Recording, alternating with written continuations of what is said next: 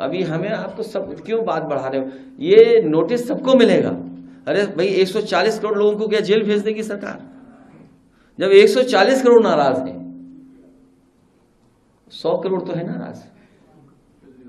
पहले मैंने कहा था 110 करोड़ बढ़ गए लोग, और ये जो ईडी का छापा और इस तरह की घटनाओं के बाद 115 करोड़ लोग भारतीय जनता पार्टी से नाराज हैं। क्या इन सबको जेल भेज दोगे?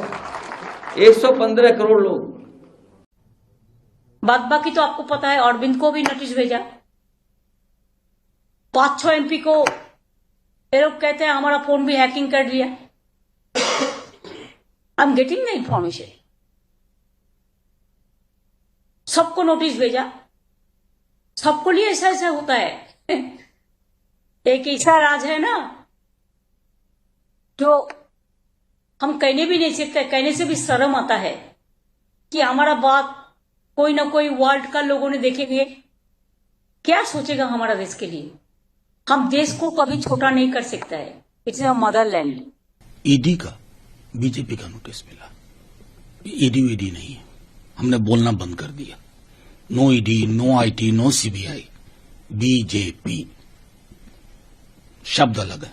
ईडी अभी चुनाव का भी मौसम है, उन राज्यों में भी अति सक्रिय क्रियाशील हो चुकी है ये, और जाहिर है अरविंद जी को भी अब बुलाया जा रहा।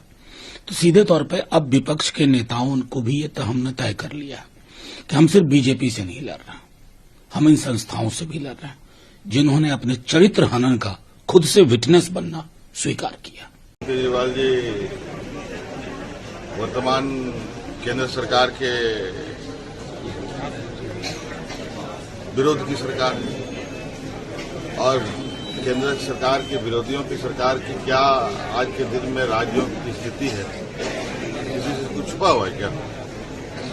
ये बोलने का क्या? अब आम जन समझ रहा है, देख रहा है कि देश की क्या स्थिति है, लोकतंत्र की क्या स्थिति है। तो ये कोई नई बात नहीं है।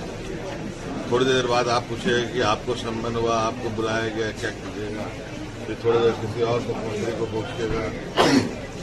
ये सवाल बहुत बासी हो चुका है। ये सभी जो उनके विरोधी है, उनके नेताओं के ऊपर मनी लॉन्ड्रिंग या और चार्जेस डालेंगे चुनाव से पहले और बंद कर देंगे। जिस मनीष सिसोदिया के खिलाफ कोई एविडेंस नहीं है, ये बात सुप्रीम कोर्ट में हम सुन रहे थे, वो अचानक 10 दिन में एविडेंस आ गया और मनीष सिसोदिया का बेल रिजेक्ट हो गया। संजय सिंह भी अंदर है, हम लोग भी बेल पर छूटे हैं अभी। पश्चिम बंगाल के एक मंत्री को भी 2 दिन पहले अरेस्ट कर लिया है।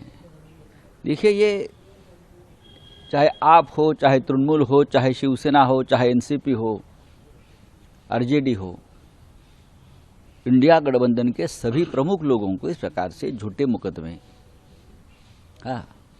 झूठे एफआईआर, फिर सीबीआई, फिर ईडी करके ये सबको पॉलिटिकली खत्म करने का काम ईडी को दिया है, सीबीआई को दिया है। यह हमारे देश में चल रहा है। आपने देखा होगा बाजू में बांग्लादेश में लोग सड़क पर उतर आए हैं। शेख हसीना यही कर रही है और लाखों लोग सड़क पर आए हैं। कल ही बांग्लादेश के चीफ जस्टिस का घर जलाया गया, मंत्रियों के ऊपर हमले हो गए वहां के। अब लोगों का जो धीरज होता है, संयम होता है, वो टूट जाता है कभी ना कभी।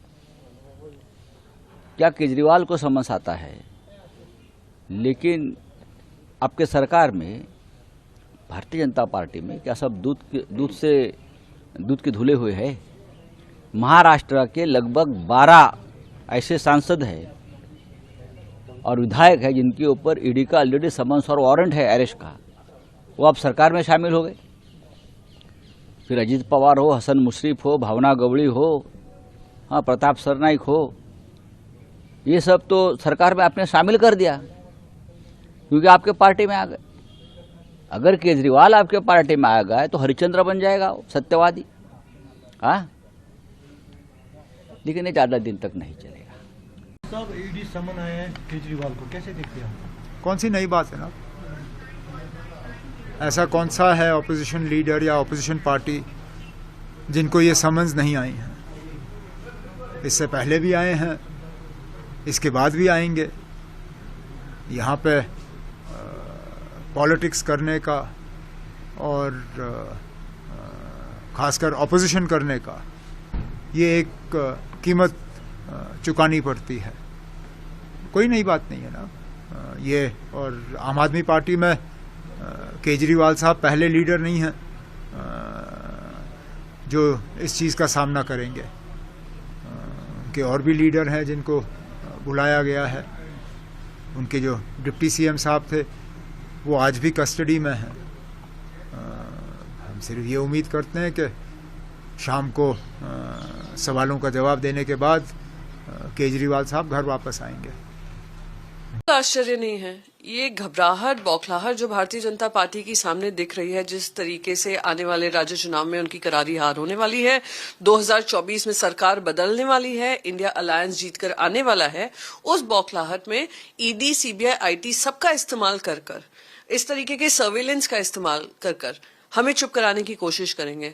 जिस तरीके से सुप्रीम कोर्ट ने पूरी कार्रवाई सुनी मनीष सिसोदिया जी की, जस्टिस का कहना था, जस्टिस खन्ना का कहना था कि 2 मिनट ट्रायल कोर्ट में भी नहीं रहेगा, पर खैर किसी कारणवश बेल डिनाई किया गया। उसी के बाद अरविंद केजरीवाल जी के पास इंक्वायरी आती है, तो दिखा रहा है कि सरकार घबराई हुई है, बौखलाई हुई है और भारतीय जनता पार्टी की हार बिल्कुल तय है। Targeting now Arvind Kejriwal and as the elections get nearer, the Lok Sabha elections get nearer, they will be targeting more people. I'm afraid they will at some stage target Raghav Chadha also. Then they have targeted Shibu Soren through the Lokpal. They are targeting Hemant. They have targeted all the about 30-40 officers in Chhattisgarh of the Congress party. You know what they've done in Maharashtra. And when the Prime Minister publicly said that the suspects will be dealt with, those very suspects are now ministers. They broke up the NCP. You know how they bought over, or they persuaded by means that I don't know. Perhaps others know, as to how Eknath Shinde became chief minister. How they are targeting Madhya Pradesh, our leaders in Madhya Pradesh. So how they're targeting Telangana? You know that they're targeting Telangana. In Andhra, Naidu is in jail. So where is this going to? Where is this going to? In Bengal, in West Bengal, they've been targeting the ministers there. Abhishek Banerjee has been troubled. Where is this leading to? And why are courts not waking up to the utter blatant misuse of PMLA?